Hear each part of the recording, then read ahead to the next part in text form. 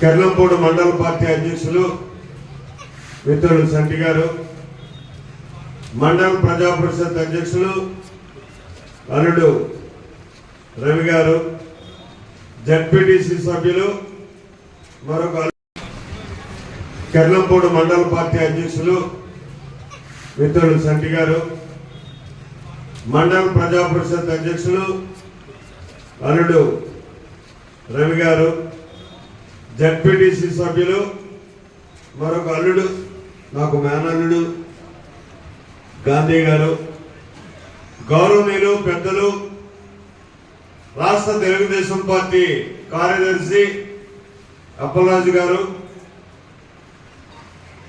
అలాగే వేదికను అలంకరించినటువంటి పెద్దలారా, వేదిక మీద ముందున్నటువంటి మిత్రులారా, మీ అందరికీ కూడా నా హృదయపూర్వకమైనటువంటి ధన్యవాదాలు తెలియజేసుకుంటున్నాను. ముఖ్యంగా పత్రికా విలేకరులు,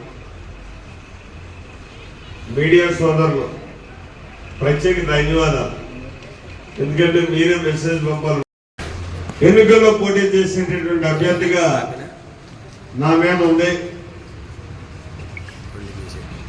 తెలుగుదేశం పార్టీ తరఫున నేను పోటీ చేసేటప్పుడు ఖచ్చితంగా రేపు ఉమ్మడి ప్రణాళిక రాబోతుంది. ఇటు పవన్ కళ్యాణ్ గారు, అటు చంద్రబాబు నాయుడు గారు సమైక్యంగా పొత్తు ధర్మంగా రాష్ట్రంలోనే ప్రభుత్వం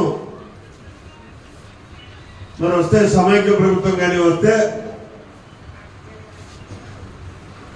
ఏం చెయ్యబోతున్నాం అన్న దాన్ని సంపూర్ణంగా